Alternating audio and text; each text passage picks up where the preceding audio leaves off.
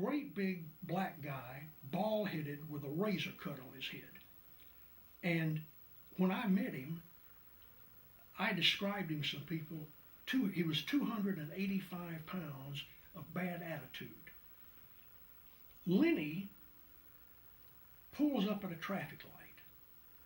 The light's red. The light changes. Apparently, Lenny didn't get off the mark fast enough. The guy in back of him blows his horn. Lenny pulls up the handbrake on his car, gets out, walks back, blows the guy's brains out, all over the inside of the car. That's Lenny. That was the case. Well, there was no case. I started doing background checks to try to find something to help me. Lenny had been an orderly at the Veterans Hospital, which at that time was not over in Decatur.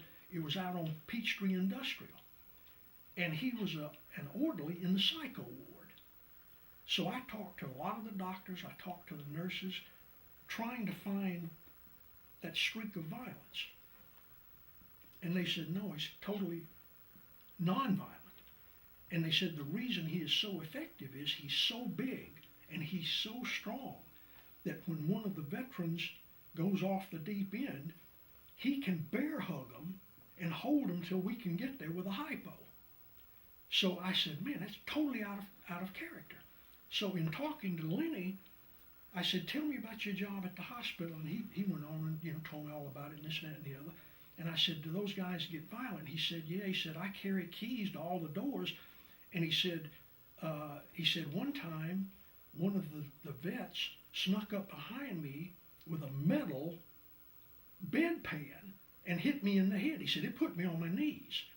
And I said, and he said, there was no way that he was going to get out of there. And I said, I baited him. And I said, man, you probably beat the hell out of him. And he said, no. He said, those guys, he said, there's no way of knowing what the torment is in their mind. He said, I bear hug them until the woman can get there with a shot. And I think it was something probably equivalent to Thorazine. It would put them down immediately. And he said, I would never hurt one of them. But it was one of those inconsistent things where Lenny, he had a bad day. And the thing that saved Lenny, I told Lenny going in, I said, we've got two options. I said, if I win, you're going to get life in prison. But it means 7.5 years. And I said, if I lose, they're going to electrocute you. Now they're using injection, but back then it was electrocution. I said, Lenny, the only thing that we've got going for us is you're black and you killed a black man.